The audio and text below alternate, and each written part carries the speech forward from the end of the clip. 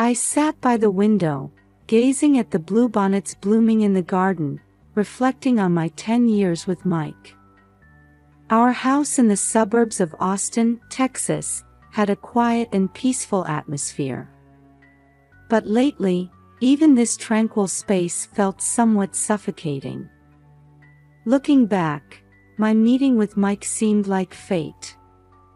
It all started when my friend Jessica introduced us just before graduation from the University of Texas at Austin, saying, "You two will definitely get along." Initially, I met him with a casual attitude, but I was immediately captivated by Mike's gentle smile and intellectual way of speaking. "Sarah, will you go out with me?" Mike proposed the day after our graduation ceremony. I still vividly remember the words he spoke with a nervous expression, backlit by the sunset on the Capitol View lawn. At the time, Mike had just started working as an engineer at Dell Technologies. He was well regarded as a promising young employee. My parents also approved of Mike, with his stable profession. My father, in particular, gave his stamp of approval, saying, "He's a fine young man who values traditional Texan values." After 2 years of dating, we held our wedding ceremony at Villa Antica, a popular wedding venue in Austin. The happiness I felt that day still lingers deep in my heart.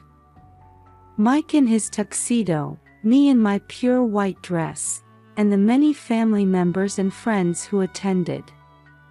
Everything was perfect, like a dream.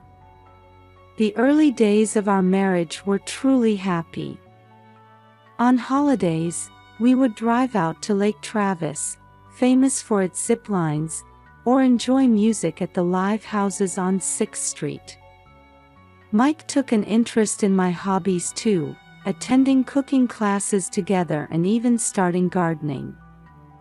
But after our daughter Emma was born, subtle changes began to appear. At first, it was minor things.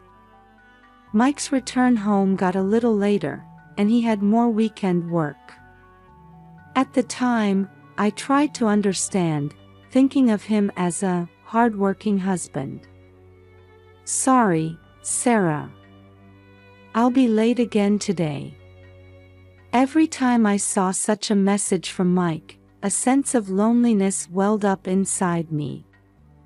But all I could manage was to reply with a smile, "Do your best." I became a full-time housewife, struggling with childcare. Taking care of Emma while managing household chores. Amidst all this, I started participating in a local moms group. The time spent sharing concerns with friends in similar situations became a precious outlet for me. "Sarah, your husband seems so kind." Every time Linda, a friend from the group, said this, I felt conflicted. Yes, Mike was kind. But lately, it felt like that kindness was gradually fading. Outside the window, Emma was playing in the garden. Seeing her innocent smile warmed my heart. But at the same time, anxiety about whether this was okay also welled up. My relationship with Mike, our future life. I stood up with a deep sigh. "Emma, it's snack time." In my voice calling my daughter, I noticed a slightly harsh tone that I hadn't realized was there. From Emma's 7th birthday, our lives began to change dramatically. There had been gradual changes before, but from this point on, things really started to visibly differ. Mike coming home late had become an everyday occurrence. But now, the word business trip was frequently heard. At first, I thought his work had just gotten busier. Dell Technologies is a big company, and maybe Mike's abilities were recognized, and he was given more responsible work. That's what I kept telling myself. Sarah, I've got another business trip. I won't be back until Friday. Every time Mike told me this, a small anxiety grew in my chest. I tried to ask, looking into his eyes. Are you okay? Did something happen? But Mike's answer was always the same. A big project has started. Don't worry. Emma also began to react sensitively to these changes in her father. One night, I was awakened by her scream. Mama! I'm scared. I rushed into Emma's room. She was trembling under her blanket. What's wrong, Emma? I had a dream. Papa was with a scary person. At Emma's words, my heart started racing. I hugged her tightly, suppressing my anxious feelings. It's okay, Mama's here. As such days continued, one night, I was startled by the sound of the front door being roughly opened. I was shocked to see Mike returning home reeking of alcohol. Mike, what's wrong? At this hour? Interrupting my words, Mike shouted. Shut up. It's my business. Then he suddenly started punching the wall. Seeing Emma, who had jumped up startled by the noise, I made a decision. I couldn't let my daughter be scared anymore.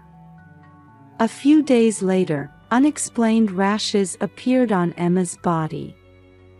We had her examined at the local family clinic, but they couldn't determine a clear cause. To be safe, it might be better to have her checked more thoroughly at Dell Children's Hospital. Told this by the doctor, we headed to the renowned hospital in Austin. In the hospital waiting room. While hugging Emma, I called Mike. But again, it went to voicemail. I let out a sigh.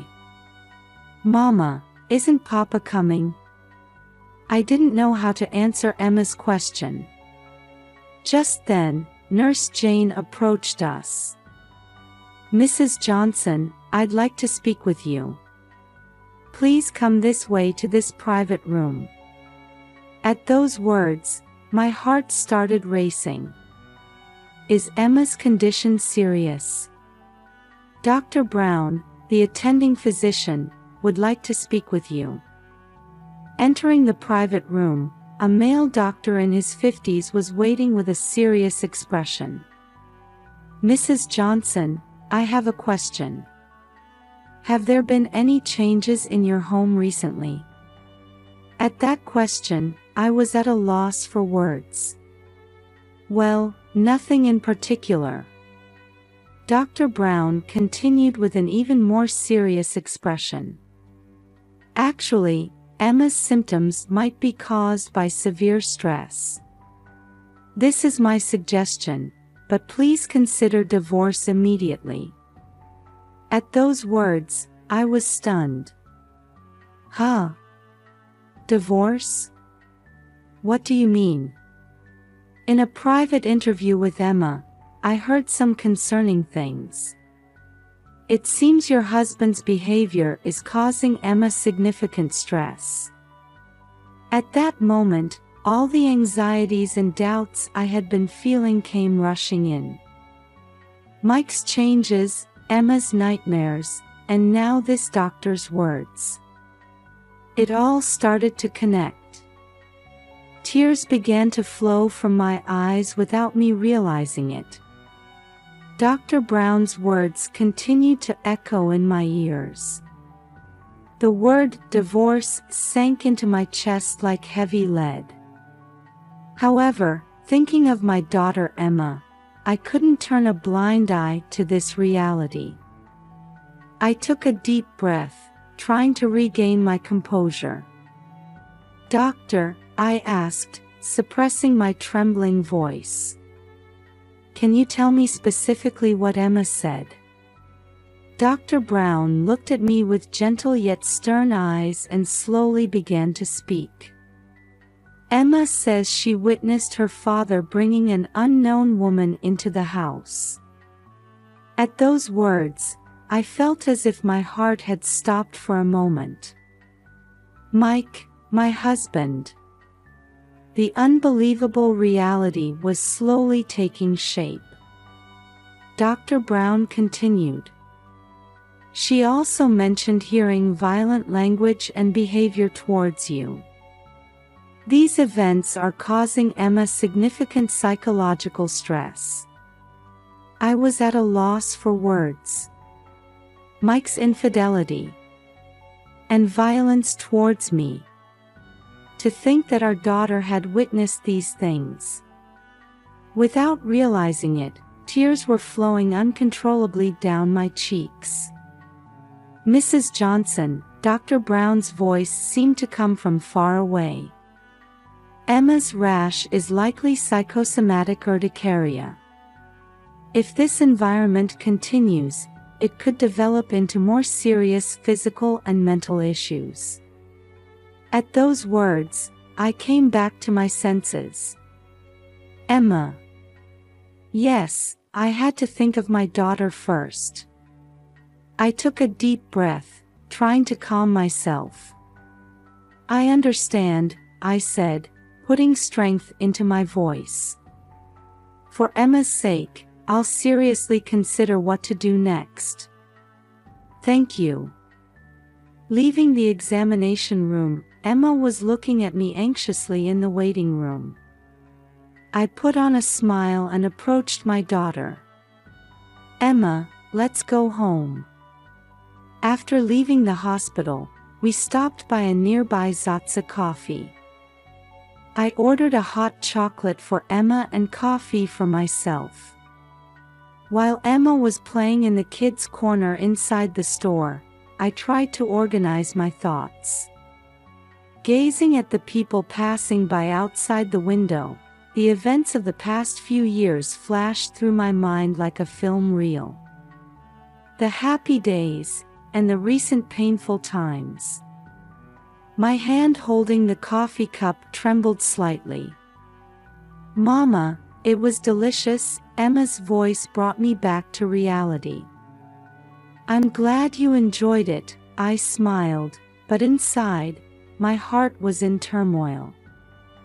On the way home, holding Emma's small hand tightly, I had made up my mind. What should I do now? What could I do to protect Emma? The answer was clear, but I needed a little more time to make that decision. Arriving home, I sat on the living room sofa and had Emma sit on my lap. "Emma, Mama loves you very much. No matter what happens, Mama will protect you, okay?" Emma nodded silently and hugged me tightly. That night, after putting Emma to bed, I sat in the dark kitchen for a long time. The moonlight shining through the window illuminated my wedding ring placed on the table. Staring at that light, I was summoning courage for tomorrow. Several days passed since my decision at Zatsa Coffee. Every night, after Emma had fallen asleep, I sat in front of the living room computer, researching Texas divorce laws. The pale light from the screen cut through the quiet darkness of the night. While struggling with complex legal terms, I kept pushing forward, thinking of Emma's smile. Best interests of the child, property division, child support. Occasionally, I felt dizzy from the unfamiliar string of words. One day, when I consulted with Linda, a friend from the Moms group, at a coffee shop, she introduced me to a trustworthy private investigator. Watching the latte foam slowly disappear, Linda quietly said, "Sarah, if you have evidence, you can protect your and Emma's future. But are you sure this is what you want?" I exhaled deeply and firmed my resolve. Yes, for Emma's sake too, I need to clarify things. Encouraged by Linda's words, I decided to hire the investigator. For the next 2 weeks, my heart was constantly swinging between anxiety and expectation. Even when sending Emma off to school in the morning or putting her to bed at night, a part of my mind was always concerned about Mike. Although Emma's rash had improved slightly, her night crying continued. In the middle of the night, hearing Emma's sobbing from her room, my heart felt like it was being torn apart. Hugging Emma during these times, I questioned my decision over and over again. "Mama, when is Papa coming home?" At Emma's innocent question, I was at a loss for words. I didn't want to lie. But I couldn't tell the truth either. "Papa is busy. But he's always thinking of you, Emma." My own words sounded somewhat hollow to me. Finally, I received a call from the investigator. I was shopping at the time and stopped in the vegetable aisle of the supermarket. "Mrs. Johnson, we've captured decisive evidence." At those words, my heart started racing. I almost dropped the tomato I was holding. The next day, my hand trembled as I opened the envelope from the investigator. Sitting on the living room sofa, I took several deep breaths. What came out of the envelope was a photo of Mike entering the luxury hotel, Driscoll, with a young woman. I gasped. The woman in Mike's arms looked more than 10 years younger than me. Her vibrant smile and Mike's intimate gestures. These images burned into my eyes and wouldn't leave. Hot tears flowed from my eyes as I stared at the photos. My chest felt like it was about to burst with sadness and anger. My wedding ring suddenly felt heavy on the ring finger of my left hand. But I had to stay calm for Emma's sake. I took deep breaths repeatedly, suppressing my emotions. Outside the window, everyday life continued as usual. The neighbor's dog was barking in their yard, and children were riding bicycles on the street. This ordinary scene looked a bit distorted to me now. That night, I left Emma with my friend Jessica. At the doorstep, Emma looked up at me anxiously. "Mama, where are you going?" I knelt down, lowering my body to Emma's eye level. "It's okay. Mama just has some important business. I'll come pick you up soon, okay?" I kissed Emma's cheek and thanked Jessica. As I got into the car and looked in the rearview mirror, I could see Emma waving her little hand. Returning home, silence enveloped me. Only the clock hands seemed to tick extraordinarily loudly, marking time. While waiting for Mike to return, I looked at the evidence photos over and over again. On the coffee table was our wedding photo. Mike and I smiling happily. If only we could go back to those days.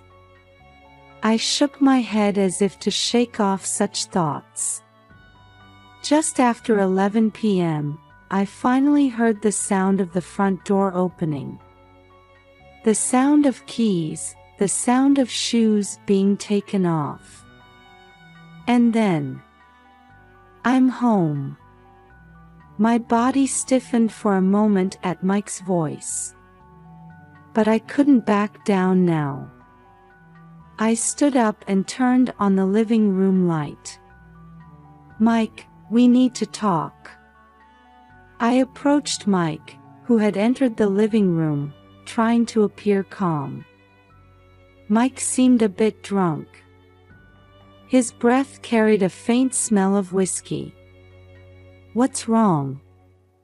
You look unusually serious," Mike said in a light tone, but seeing my expression, he became a bit tense. His eyes quickly scanned the room. It looked like he was searching for something, or trying to escape from something. I silently handed him the evidence photos. Mike was clearly shaken when he saw them. I could see the blood draining from his face. "This is just a work-related meeting. You're misunderstanding." Mike's eyes avoided mine as he made excuses. His voice was a bit higher than usual. "That's enough. Stop lying. Emma is hurting because of your actions." My voice was surprisingly calm, even to myself. Although internally my emotions were swirling like a storm, on the surface I was as cold as ice. Mike tried to continue making excuses, but I cut him off. "I've decided to divorce. I think this is best for Emma too." At those words, Mike's expression changed completely. Surprise, anger, and a bit of fear appeared on his face. "What? You can't just..." I faced the angry Mike with a resolute attitude. My heart was beating violently, but my expression remained calm.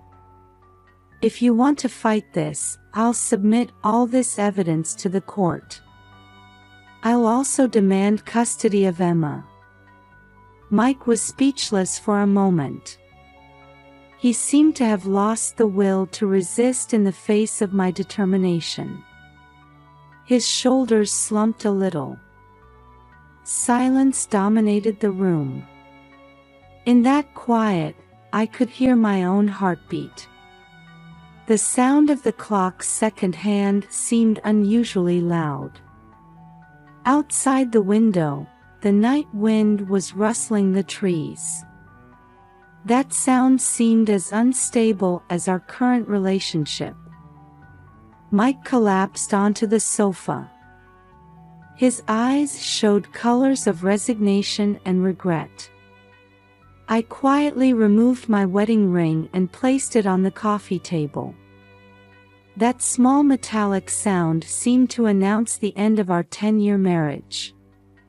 "Emma is at Jessica's house tonight. I'll go pick her up tomorrow." My voice was surprisingly steady. Mike nodded silently. Before leaving the living room, I turned back. The person who was once dear to me now looked like a stranger. It was as if 10 years had vanished in an instant. "Goodbye, Mike." With those words, I took my first step towards a new life. A few days after the confrontation with Mike, I was sitting in a lawyer's office. From the window, I could see the Austin cityscape. A flock of small birds flew between the skyscrapers. Watching the birds fly freely, I took a deep breath. "Mrs. Johnson, this is the divorce petition." The lawyer's words brought me back to reality. As I looked through the documents, the past 10 years flashed through my mind like a film reel. The happy days, and the recent painful times. My hand holding the pen trembled slightly. The following week, I started looking for an apartment with Emma. In the suburbs of Austin, in a quiet residential area. When we found an apartment near a small park, Emma's eyes lit up. "Mama, I can play with friends here." At those words, my determination solidified. On moving day, Mike suddenly appeared. His eyes were red, and he looked tired. "Sarah, I'm truly sorry." Seeing Mike stumble over his words, complex emotions welled up inside me. Anger, sadness, and a bit of sympathy. "Mike, it's too late. But please remain a father to Emma." At my words, he nodded silently. A new life began. For the first few weeks, Emma's night crying continued. Will Papa never come back? Such questions often pained my heart. But hugging Emma gave me the courage to face forward. It was a month after moving that I learned about the local DV support group, Safe Place. Encouraged by my friend Linda to participate, I found women there who had similar experiences. Listening to their stories, I realized I wasn't alone. "Sarah, you're strong. You stood up for Emma's sake." At the words of Carol, the group leader, I couldn't stop my tears. Emotions I had been bottling up for years suddenly poured out. Emma's symptoms also gradually improved. With the support of Jennifer, the psychotherapist, mother and daughter spent days healing their wounds. Every time Emma's smile returned, I became more certain that I had made the right choice. The divorce was finalized 6 months after our separation. When I faced Mike in court, he looked haggard.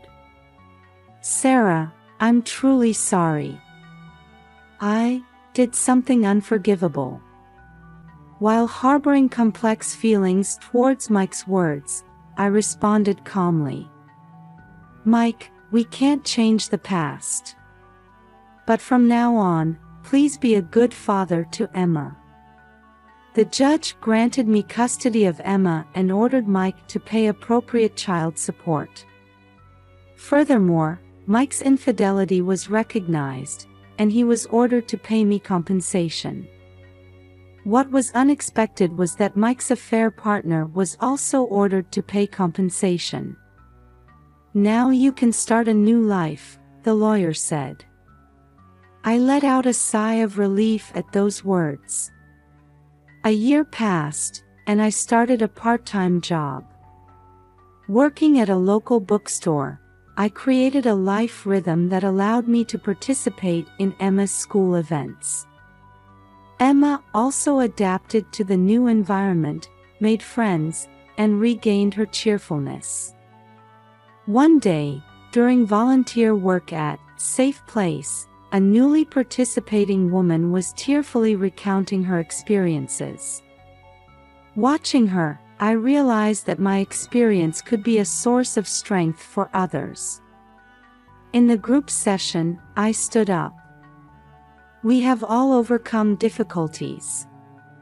That experience becomes the power to help others." I was scared at first too. But I was able to stand up for Emma's sake, and for my own sake. You all have that strength too. At my words, the room fell silent. Then, one by one, people started nodding. At that moment, I felt like I had found my new mission. On the way home, holding hands with Emma, I looked up at the sky. It seemed bluer and wider than before. "Mama, let's go get ice cream." I responded with a smile to Emma's innocent grin. "Sure, let's go." The door to a new life was opening wide before us. On a crisp spring day, sunlight poured down on Austin's Zilker Park. Sarah, 37, and Emma, 10, were enjoying a picnic on the green lawn. "Mama, I'm happy, Emma suddenly murmured. Sarah gently hugged her daughter and smiled, saying, I'm happy too, Emma.